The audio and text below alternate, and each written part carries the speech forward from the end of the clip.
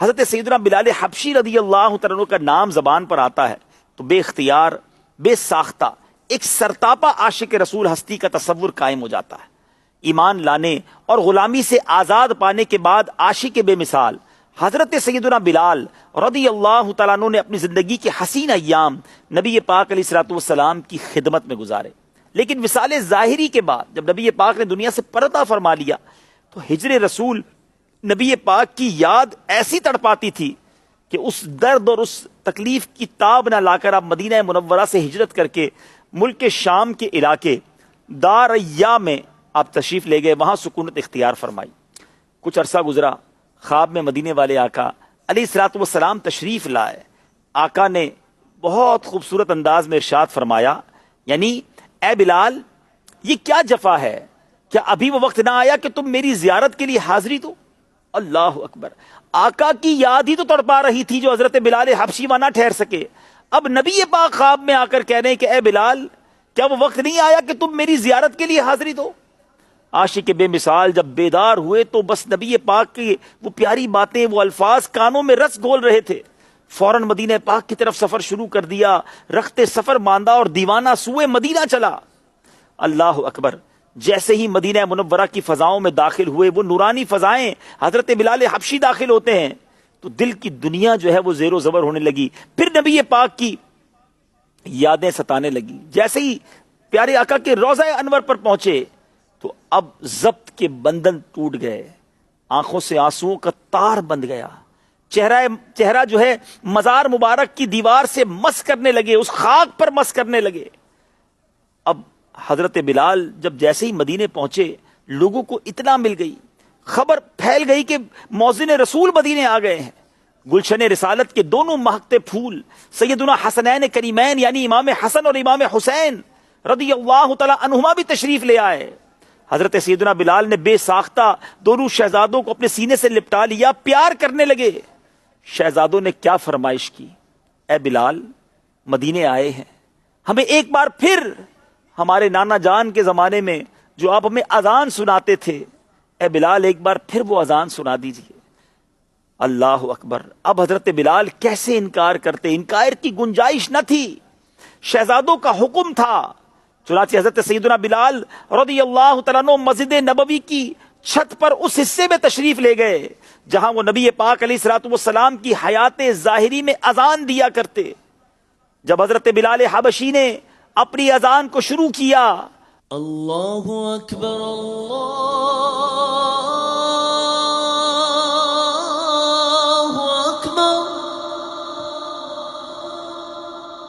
اللہ اکبر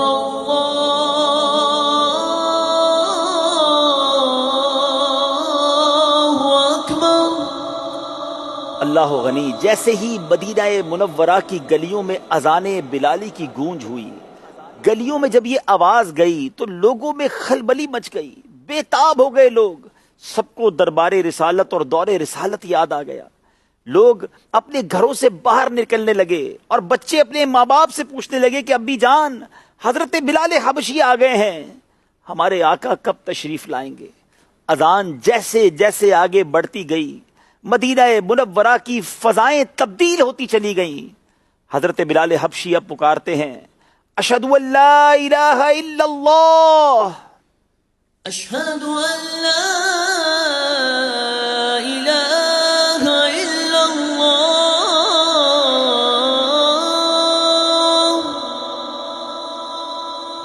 اشہد ان لا الہ الا اللہ۔ یہ آوازیں جیسے جیسے مدینے کی گلیوں میں گونج رہی تھیں، با پردہ خواتین اپنے گھروں سے باہر نکل آئیں، ہر کوئی مسجد نبوی شریف کی طرف چلنا شروع ہو گیا۔ ایک کیف کا سما تھا، ایک آہو فغاں تھا، نبی پاک کی یاد دلوں کو تڑپا رہی تھی۔ اور جب سیدنا بلال حبشی اس اذان کے جملے پر پہنچتے ہیں، اشہد ان محمد رسول اللہ، اشہد ان محمد رسول اللہ، اشہد ان محمد رسول اللہ۔ علماء نے لکھا کہ حضرت بلال حبشی کا ایک انداز تھا کہ جب یہ اشہد ان محمد رسول اللہ کہا کرتے تو نبی پاک علیہ الصلوۃ والسلام کی طرف اشارہ کیا کرتے. بے تابانہ بے قرار ہو کر حضرت بلال حبشی نے آقا علیہ الصلوۃ والسلام جہاں تشریف فرما ہوتے تھے اس طرف اشارہ کیا. مگر ہائے افسوس وہ مقام تو خالی تھا, نبی پاک وہاں جلوہ گر نہ تھے, ہر آنکھ اشک بار تھی. علماء نے اپنی کتابوں میں لکھا کہ آقا علیہ الصلوۃ والسلام کے دنیا سے پردہ فرمانے کے بعد اس سے زیادہ کبھی مدینے میں گریہ وزاری نہ ہوئی جیسی اس دن اس اذان کے موقع پہ ہوئی. ہر آنکھ اشک بار تھی. لوگ ایک دوسرے سے پوچھنے لگے کہ کیا نبی پاک علیہ الصلوۃ والسلام مزار پر انوار سے باہر تشریف لے آئے ہیں. بہرحال حضرت بلال حبشی اذان کو پورا نہ کر سکے, بے قرار ہو کر زمین پر تشریف لے آئے اور بے ہوش ہو گئے, اور پھر روتے ہوئے ایک بار پھر جب ہوش آیا تو ملک شام واپس چلے گئے. یہ عشق بھرا واقعہ ہمیں درس دیتا ہے, ہمیں بتاتا ہے کہ حضرت بلال ہوں یا دیگر صحابہ ہوں یا اہل مدینہ ہوں, نبی پاک سے سب کیسی محبت کرتے تھے.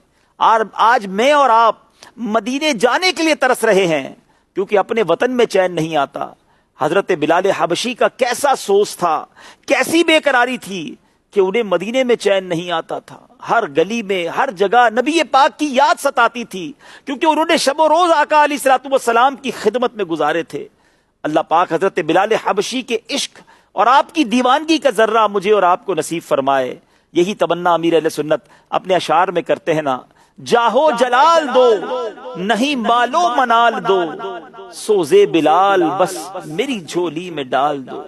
رہ رہ کے لب پہ آتے ہیں میرے سوال دو, سوزے اویس دو مجھے سوزے بلال دو. جاہو جلال دو نہیں لو منال دو, جاہو جلال دو نہیں لو منال دو, سوزے بلال بس میری جھولی میں ڈال دو, سوزے بلال بس میری جھولی میں ڈال دو. رہ رہ کے میرے لب پہ آتے سوال دو, رہ رہ کے میرے لب پہ آتے سوال دو, سوزے اویس دو مجھے سوزے بلال دو, سوزے بلال بس میری جھولی میں ڈال دو. دنیا کے سارے غم میرے دل سے نکال دو, دنیا کے سارے غم میرے دل سے نکال دو, غم اپنا یا نبی مجھے بہرے بلال دو, سوزے بلال بس میری جھولی میں ڈال دو. سبحان اللہ. اے کاش حضرت بلال حبشی کا صدقہ ہمیں نصیب ہو جائے. صلو علی الحبیب صلی اللہ تعالی علی محمد. مجھے اپنی اور ساری دنیا کے لوگوں کی اصلاح کی کوشش کرنی ہے.